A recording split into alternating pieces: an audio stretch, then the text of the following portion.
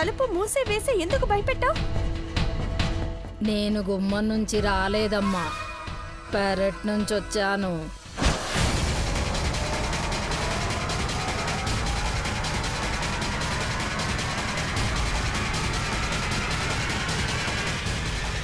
ఏమైందమ్మా? సరే సరే, ఇంకోసారి ఇలా భయపెట్టేలా రాకు. ఎప్పుడొచ్చినా తలుపు కొట్టిరా, సరేనా? మీరు ఇంటికి కొత్తగా వచ్చారమ్మా. నేను మీరు రాకముందు కూడా ఈ ఇంట్లో పని చేసేదాన్ని. ఈ ఇంట్లో ప్రతి మూల నాకు తెలుసు.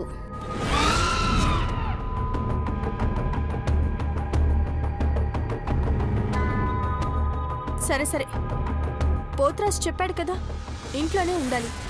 ఇంటి పని వంట పనే కాదు, పాపను కూడా బాగా చూసుకోవాలి.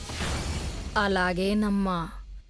ఇంతకీ పాపెక్కడుంది? బయట ఆడుకుంటుంది. నువ్వెళ్ళి వంట పని చూడు. అలాగే అమ్మగారు.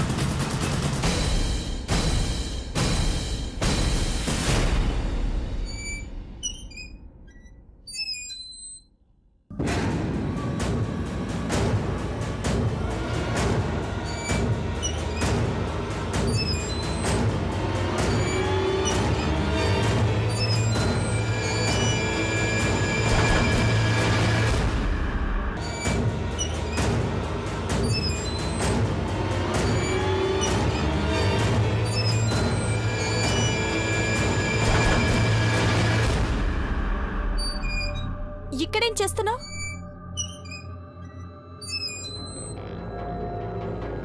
పాప చాలా అందంగా ఉందమ్మా.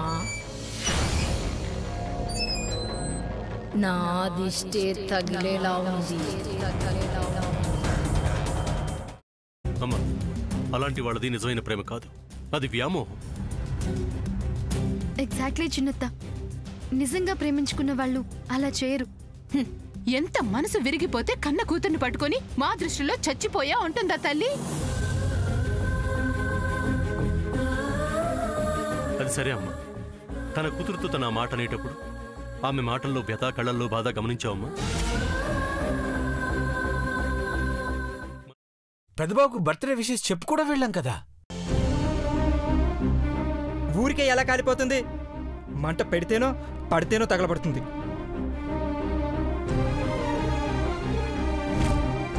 కరెక్ట్ చిన్నబాబు, నీకొచ్చినట్టే నాకు డౌట్ వచ్చింది. పార్వతే షర్టును తగలబెట్టిందనుకుంటా.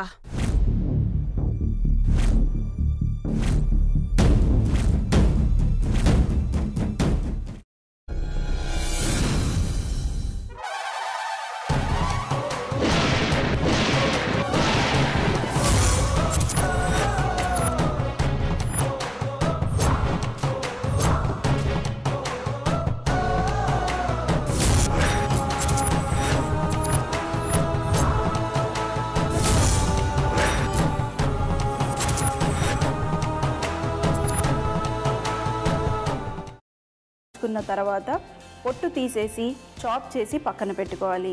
ఒక ప్యాన్లో కొద్దిగా నూనె వేడి చేసి అందులో ఆవాలు, మినప్పప్పు, శనగపప్పు, కరివేపాకు, సన్నగా తరిగి పెట్టుకున్న ఉల్లిపాయలు వేసుకుని 1 నిమిషం పాటు వేయించుకోవాలి. ఆ తర్వాత కాల్చి కట్ చేసి పెట్టుకున్న వంకాయని కూడా అందులో వేసుకుని బాగా మిక్స్ చేసి బౌల్లోకి ట్రాన్స్ఫర్ చేసుకుని అందులో తగినంత చిక్కటి పెరుగు లేదా పల్చటి పెరుగు వేసుకుని మిక్స్ చేసి అన్నంతో కానివ్వండి, చపాతీతో కానివ్వండి సర్వ్ చేసినా చాలా బాగుంటుంది.